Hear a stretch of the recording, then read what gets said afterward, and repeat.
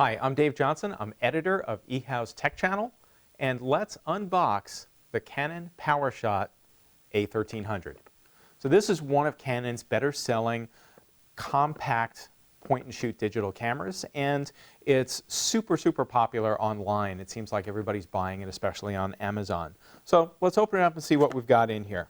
This camera is going to be great for folks that just want to take lots of snapshots, don't want a really complicated camera that overwhelms them with features and options, but still lets them tweak it, make changes to exposure, that sort of thing. So when we open it up, it's a pretty unassuming box. There's warranty stuff, software. My recommendation 99% of the time with cameras like this is just use this as a coaster or throw it away. It's got software on it that's not really going to be all that helpful.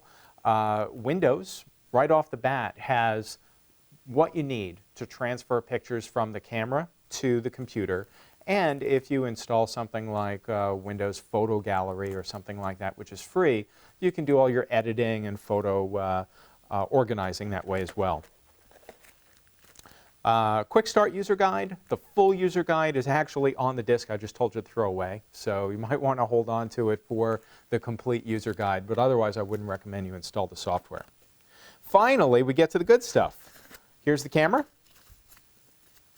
It's nice and small, so fits in your pocket.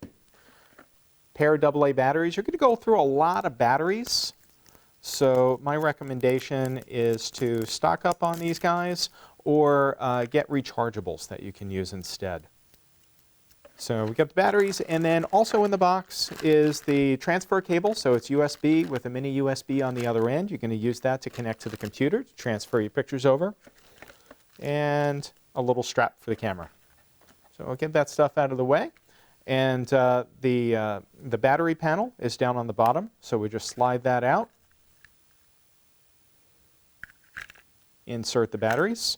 And you might have noticed that this doesn't come with any kind of memory card, and there's no onboard memory on this camera. So I have a little SD card here, and I'm going to insert it.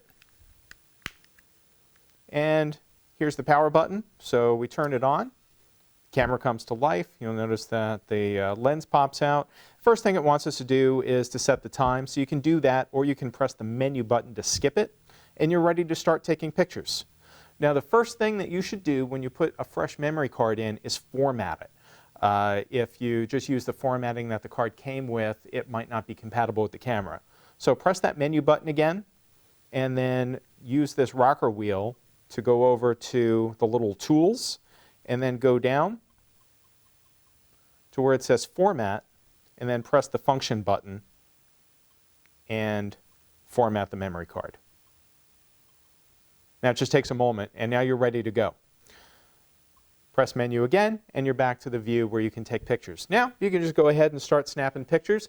Press halfway down on the shutter release, and it'll lock the focus, and then you can recompose the picture, press all the way down, and it'll snap the picture. Also, there's a zoom control, so you can see I'm moving this to zoom in, moving the other way to zoom out.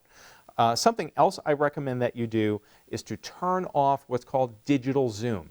Now, this camera has a nice zoom range using the optics of the lens, but when you hit the wall, when you go as far as the optics can take you, and then you press it to zoom in even further, it then just magnifies the images, and it just makes big blurry pixels, and it's not very pretty.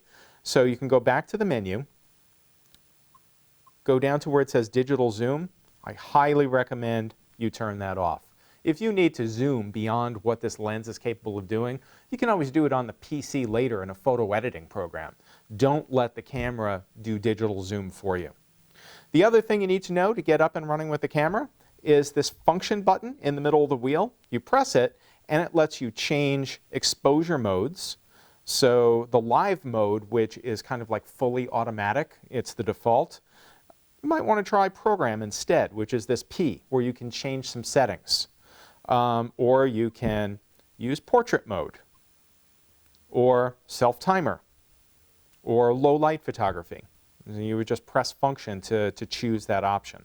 So I'm going to go back to program and show you that there's also some things on the side here For example, you can cycle down to exposure compensation, so you can over or underexpose the picture by a little amount. You can change the ISO, which makes it easier to take low light photos without a flash, and so on. So that is your way of controlling the camera. Press Function, and then you can go left, right to change the camera's exposure modes, go up, down to change settings. And that, in a nutshell, is the A1300.